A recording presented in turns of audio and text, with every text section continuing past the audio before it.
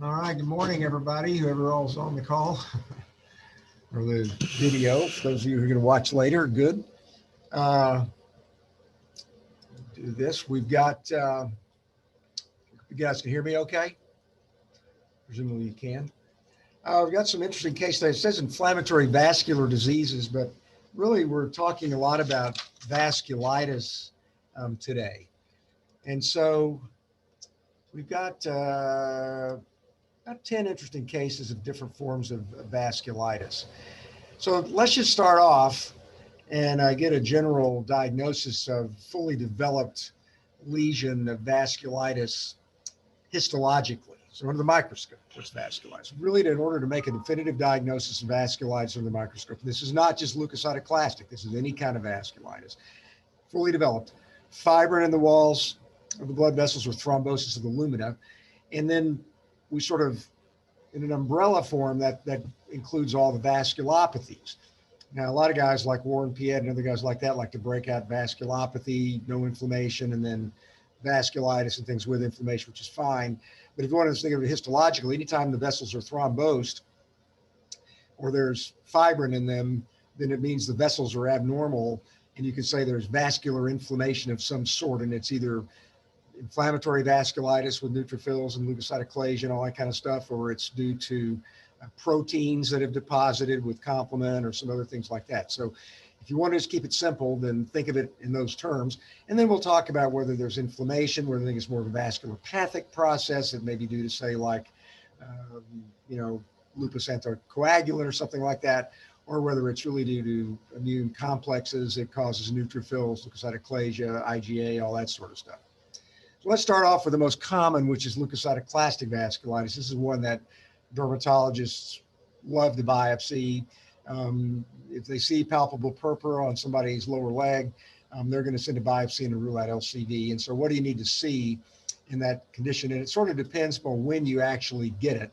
If you get it really early, if you see a lot of leukocytoclasia, neutrophils, nuclear dust, breakdown products of neutrophils with some eosinophils, yes, plus or minus, and then extravasate erythrocytes. Even if you don't actually have the fibrin and the thrombosis, you can still make the diagnosis of early evolving LCD. But this one actually does have some fibrin in some of the walls, but this is a pretty early lesion. So there's not a lot of thrombosis of these blood vessels here. There may be a little bit of fibrin in some of these blood vessels over here, but it's relatively minimal. So this would be a pretty early lesion, and we can still make the diagnosis because look at all the leukocytoclasia here.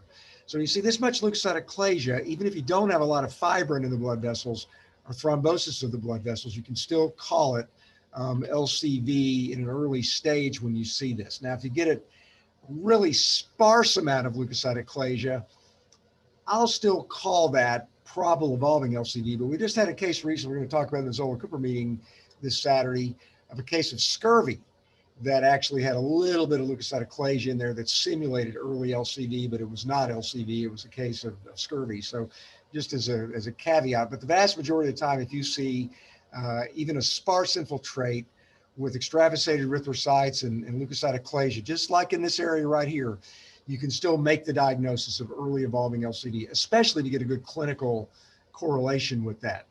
Later on, you'll see lots of fibrin, lots of thrombi, and if you do immunofluorescence on something like this, it would probably demonstrate positive staining for fibrinogen.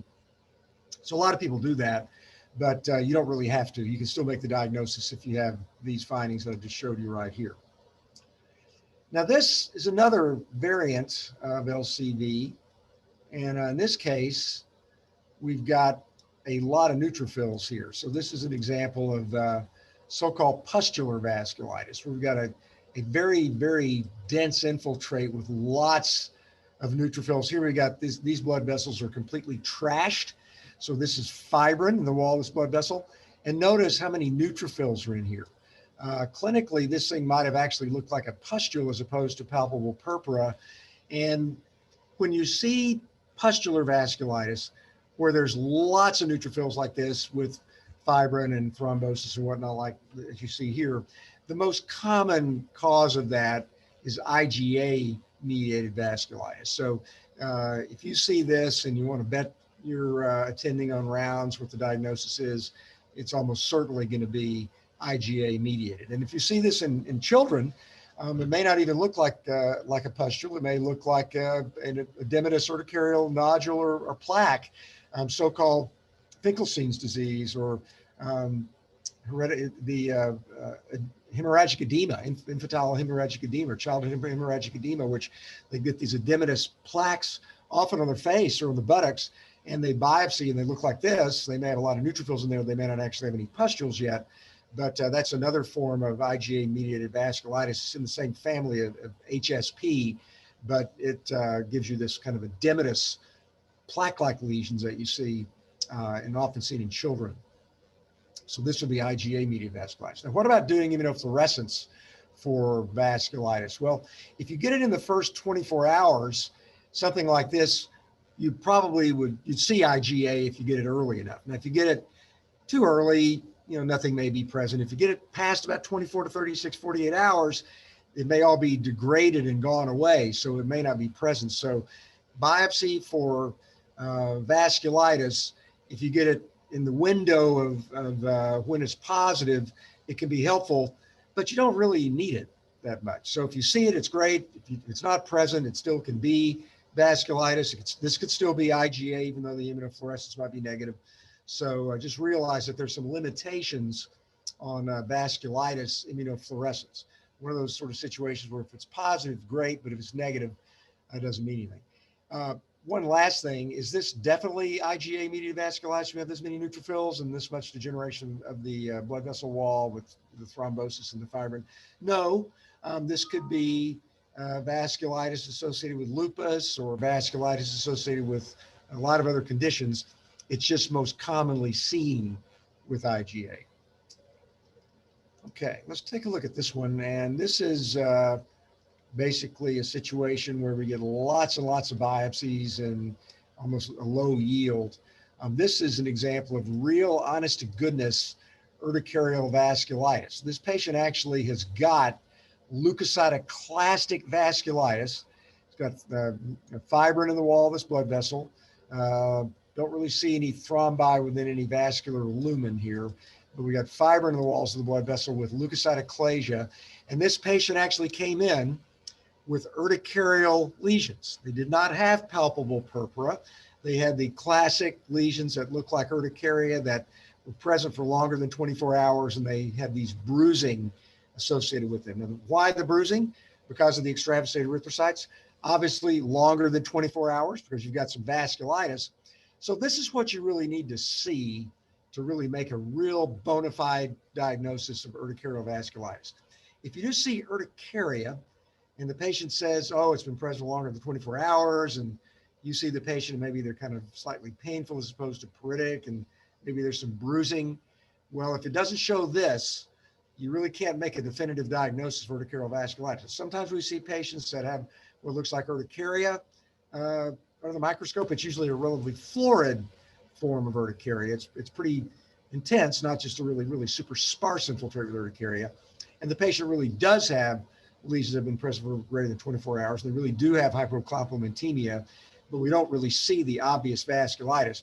So in those situations, we say it's kind of consistent with urticarial vasculitis. But here we've got LCV that clinically looked like urticaria and had the classic pattern of urticarial vasculitis clinically. So that's really what you need to see to make the diagnosis with certainty.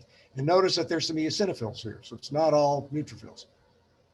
Sometimes the biopsy of urticaria will give you tons of polys, so-called neutrophil-rich urticaria, and that can look very, very much like, the autoinflammatory diseases. Sometimes you see biopsies of true urticaria that have a lot of eosinophils in them. So just realize you biopsy urticaria, you can kind of see a lot of different things under the microscope. But this would be an example of real, honest to goodness, urticarial vasculitis. Looks like LCV histologically, but clinically looks like urticaria, and then have the classic sort of findings. Now, one other thing, we'll talk about a couple more as we keep going here. Okay, next case number 4. Different situation here. We're dealing with biopsy near It's not actually volar skin, but it's actually got a thick cornified layer. And this is actually near the lower leg. And we've got these very prominent, thick-walled, stasis-altered blood vessels.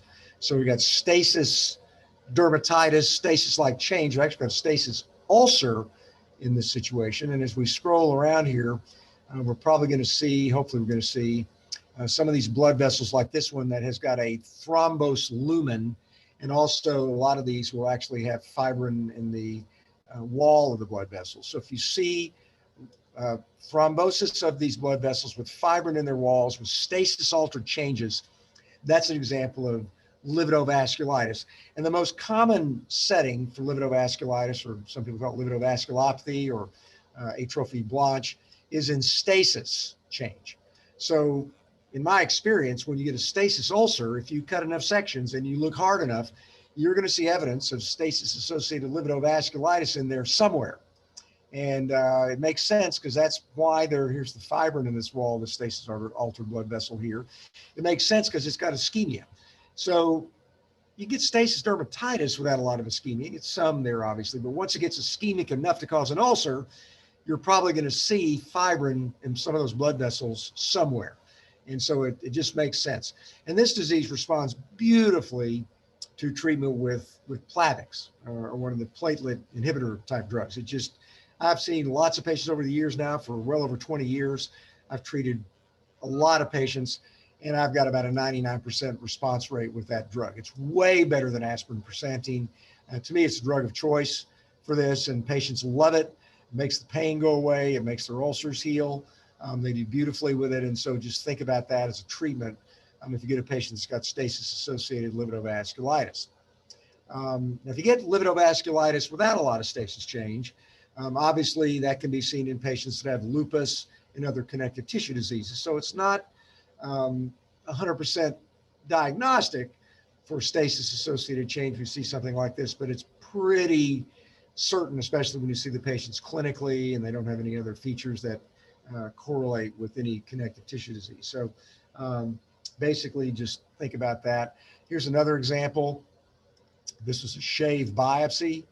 And again, it's got an ulcer. And then now look at all these blood vessels. This is better than the last one. Every single one of these blood vessels has got fibrin in their walls here with the thrombosed lumen here. So this is stasis ulcer with features of stasis-associated lividovasculitis, and give this patient Plavix and it just melts away. So basically, this is a beautiful example of that. Notice that you've got some neutrophils here, and you can sometimes get a little bit of nuclear dust, not usually a lot, but you can get some, and you can get some neutrophils in the infiltrate.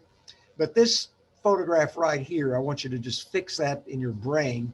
Just do a screenshot, press your ear and your nose or whatever, and just boom, you've got this picture sitting in your brain. And this is a classic example of what we see with stasis-associated lividovasculitis or lividovasculopathy. And I kind of like vasculitis because it does have some inflammation. It's not just purely pathy, if you will. It's actually got some inflammation associated with it. So nice example of that. And that's probably what's causing the ischemia that led to the overlying ulceration up here. Okay, let's take a look at this one. Different ball game.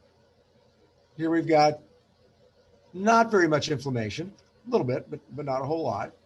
And let's take a look at these blood vessels.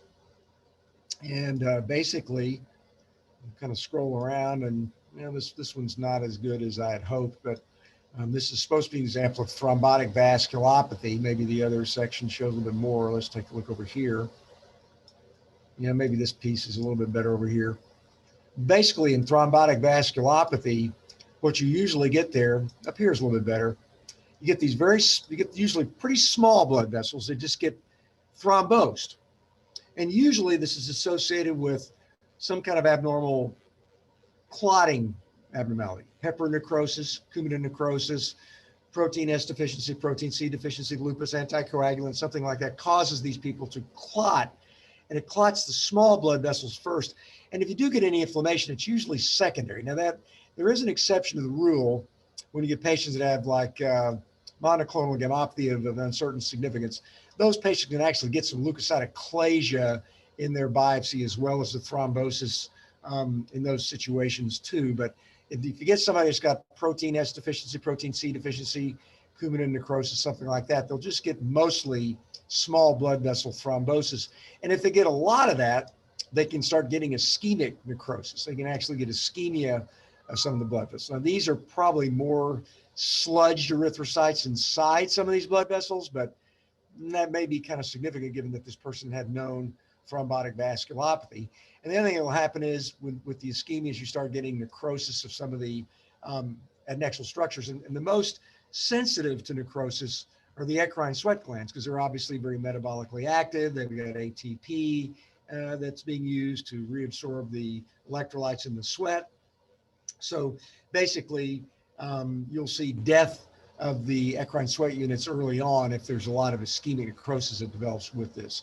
So basically, this could be a better example, but at least we see some of these blood vessels are thrombosed. And another place to look is down the subcutaneous fat. Look at some of the small blood vessels down here. Sometimes you'll see some thrombosis of some of the capillaries in the fat with patients that have thrombotic vasculopathy. So maybe there's a little bit of that here and there, but usually in some of these cases, you'll see a lot more thrombosis than we see here. So let's move on to this next case. And this one's kind of important because it's a little different deal, but you can actually use your criteria for making the diagnosis of this entity as well. And this is a situation where we have a lot of thrombosis with inflammation, but no leukocytoclasia. So when you see vascular thrombosis with neutrophils, like here, plugging the blood vessel, this is a relatively, for the skin at least, a medium-sized blood vessel, probably a little small artery here, and it's just plugged with neutrophils and fibrin inside the blood vessel without leukocytoclasia. That's virtually pathognomonic for septic vasculitis. So lots of thrombosis, lots of neutrophils, no leukocytoclasia. Think septic vasculitis, lots of thrombosis, lots of fibrin, minimal inflammation. Think of vasculopathy, think of things like lividovasculopathy, lividovasculitis give you that. So thrombosis, intact neutrophils, septic vasculitis. And this is seen very commonly with people that are really sick with staph sepsis, Pseudomonas sepsis, gonococcemia. Usually we get a lot of neutrophils in that. Meningococcemia. This is what that looks like. So lots of vascular thrombosis with intact neutrophils with minimal, if any, leukocytoclasia. So look, we got polys, no leukocytoclasia here. So if you see that, call your clinician, say, boy, this person, they look pretty sick. This is also near acral skin. Okay, so this is near and these is also often where these things happen. So patients got SBE, something like that. They throw emboli. That occurs that these emboli basically lodge in the small blood vessels that are acral, like in your fingers, your toes, over the knuckles, places like that. They get these little infarcts, and they get the infarcts because the blood vessels are chock full of the neutrophils and the fibrin. So when you see something like this, make sure you raise the differential diagnosis and make sure the clinician goes back and does blood cultures or checks their heart to make sure they don't have any vegetations, things of that nature. Or make sure the person doesn't have a venereal disease, like they don't have gonococcemia, something along those lines. So pretty classic. And you get the epidermal necrosis. So this is an example of the epidermis here is dying. Note the cells here. You've got the pycnotic nuclei, you got the eosinophilic cytoplasm here. So this is an infarct going on in the skin. I don't remember which disease this patient had, but certainly you'd think of those various entities. Now, what about staining? Can you do a gram stain and see organisms here? Sadly, the answer is usually no. If you do see them, the patient's usually so sick, they're usually in the ICU or something. So by the time you actually see the organisms, usually the patients are immunocompromised or they're usually quite ill. If you stain for gonococcemia, you're lucky if you see organisms there. Maybe you will, but it's usually very difficult to see them. Pseudomonas, somebody that's really, really septic from that, you often do see it because they're so immunocompromised. They have ecthyma, and you can see it there, but usually patients are really very, very ill when that develops. Okay, let's take a look at case number 9. Okay, so a little different pattern. We've got a deep, excellent punch biopsy here. So we've got something where someone is taken a 6 millimeter punch and they've buried the barrel of the punch all the way to the plastic here. So this is a very deep punch biopsy. And when you've got a vasculitis that's involving the larger blood vessels that live down in the area of the subcutaneous fat, that's what you have to do. If you take a kind of a wimpy punch biopsy and you get kind of in the lower reticular dermis, you're not going to get deep enough. So something like this, you may even need to take an incisional biopsy. But anyway, this time they did actually get the blood vessel, and notice that it's a relatively large blood vessel. And notice, interestingly enough, that even though the blood vessel is inflamed, there's not a whole lot of inflammation going far away from the blood vessel. It's pretty much confined to the area just in the blood vessel and just around it. And when you see that pattern, especially when it looks like a little small artery in the skin or an arteriole, that's classic for polyarteritis nodosa. And it's kind of an interesting because there's a paradox. You would think that when you get the larger blood vessels involved, that would be associated with larger blood vessel involvement in the rest of the body. So that someone might have kidney disease, for example, if they have a large blood vessel that's involved with the vasculitis. Well, actually, the opposite is true. These blood vessels that get involved in the cutaneous form of PAN usually is associated with just skin involvement only. If they get the small blood vessel, so you can see actually PAN with you get small blood vessel LCV that looks kind of similar to what we showed before, which we don't have on this slide. Those are the patients that tend to get the kidney involvement and the mononeuritis multiplex and all the other systemic symptoms associated with their PAN. So it's sort of the opposite of what you would think. You would think that if you get the small vessel disease, they'd probably just be confined to the skin like, say, other forms of idiopathic LCV that we see all the time. But actually, it's the exact opposite. So there's fibrin here, plugging this blood vessel here. There are neutrophils. There's some fibrin in the wall of this blood vessel, and there's some perivascular inflammation also. So this is PAN. Sometimes you'll actually get a few histiocytes here, but the classic situation there is more like Wegener's, we're going to talk about in just a minute, or church stress, where you get the granulomatous vasculitis. So this is polyarteritis nodosa. Now thrombophlebitis, migratory thrombophlebitis can look pretty similar to this histologically. Large blood vessel involved in the fat with minimal inflammation of the rest of the subcutaneous fat. If it's a vein, it's thrombophlebitis. If it's an artery or an arteriole, it's more likely to be PAN. And what's interesting is if you get the same sort of size blood vessels involved in nodular vasculitis and erythema induratum, but there you get a lot of fat degeneration and fat necrosis. So for some reason, this gives you these large blood vessels that get involved, or larger blood vessels, but doesn't give you a lot of fat degeneration, whereas in erythema induratum and nodular vasculitis, you do get a lot of fat degeneration. I don't know the answer to that. I don't know why, but that is very commonly seen. This just sort of like a sniper shot, just picks out the blood vessel, leaves the fat alone. Erythema induratum gets the blood vessel and gets the fat, cause a lot of fat degeneration. Don't ask me. Smarter people will figure that out someday. Okay, so the last one we're going to talk about is the granulomatous vasculitis. And basically, Wegener's granulomatosis is where we see that. And so usually you get a relatively large blood vessel involved with some granulomatous inflammation with histiocytes. And you can also get Wegener's, just shows small vessel LCV.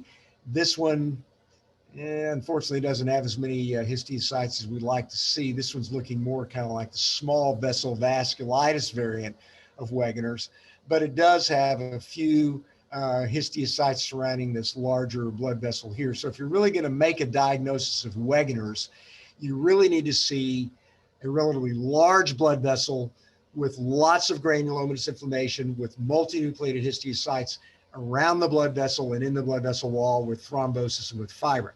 If you don't have that, you really can't make the diagnosis. So this is labeled as an example of Wegener's, but unfortunately, it's not the world's best example because it really doesn't have a lot of histiocytes here. But the patient did have known Wegener. So this is what you can see in patients that do have Wegener. So this one just didn't happen to have as many of the histiocytes. It just kind of had the good old fashioned LCV. Now, Wegener's is one of the diseases that gives you the ANCA positivity. The other disease that you have to remember that gives you ANCA positivity today that you have to worry about is the levamisole mediated vasculitis, vasculopathy that is associated with levamisole tainted illicit drugs like cocaine. It's used now to cut drugs. And when patients take, usually it's cocaine, it's got levamisole in there, and they get this vasculopathy and vasculitis. It looks very much like this. So it's got a lot of neutrophils, leukocytoclasia. You get areas where there's some thrombosis with lots of intact neutrophils. It kind of almost look like a septic vasculitis pattern in some areas. They can be deep. You get areas where there's just lots of neutrophils without much vasculitis, vasculopathy at all in that condition. So always remember that when you're dealing with a vasculitis situation, and that tends to involve areas of the body where the skin is cooler, like the ears and the acral sites of the body. So remember that entity as well. One last thing to remember is that anytime you've got a relatively large blood vessel, so this one would have been nice to have a lot more histiocytes here, but anytime you've got a larger blood vessel in the lower part of the dermis or subcutaneous fat, this size, that's got a muscular artery, if there's any inflammation in that artery at all, it's vasculitis by definition, fibrin or no fibrin. Now, is it primary vasculitis, meaning like it's got immune complexes, fibrin, thrombosis, all that sort of thing? That is it that, or is it secondary vasculitis? So you get a ruptured cyst, for example, with lots of vascular inflammation that occurs there. That's really and truly the blood vessel is inflamed. Now, it may not actually mean anything. You know, everything's inflamed in a ruptured cyst. You get the fat's inflamed, the dermis is inflamed, you know, everything's inflamed. The blood vessels are inflamed. So they've got vasculitis, but they don't really have an immune complex mediated vasculitis. They don't have vasculitis that's associated with any systemic illness. It just happens to be there secondarily. So make sure you don't overcall inflamed blood vessels as primary vasculitis when it's just secondary vascular inflammation for some other reason. Okay, so you need to make sure you understand that normally a small blood vessel, like say if you have someone with allergic contact dermatitis, you can have inflammation in the wall of the blood vessels in the superficial perivascular plexus up here because the lymphocytes and whatnot are kind of traversing, coming in and out of there, getting into where the inflammatory process is going on. That's not vasculitis. And some people call Schamberg's disease capillaritis. Well, that's not a very good term because people think in terms of that may mean the person's got leukocytoclastic vasculitis, capillaritis. So it's really not inflammation of those blood vessels. It's basically that you've got leaky blood vessels, red cells are out of there, probably because of hydrostatic pressure, and you've got a few lymphocytes that go in and out of the blood vessel, but you never get thrombosis of the vessels or fibrin in the blood vessels in any of the forms of persistent pigmented purpuric dermatitis. So that's not a true vasculitis like we're talking about today. So remember, you can get pseudovasculitis, and that's one of them. You can get actually, interestingly enough, a solar purpuric pseudovasculitis, where you get solar purpur with extravasated erythrocytes and secondary neutrophilic influx with even some leukocytoclasia in some cases of that. And it's really not immune complex mediated vasculitis. So that's an overview of vasculitis. Again, just remember the way to apply the criteria, the things to look for a fully developed lesion, for early lesions. Look for the type of inflammatory cells in the vascular injury. All right, well, last thing I do want to comment on is the concept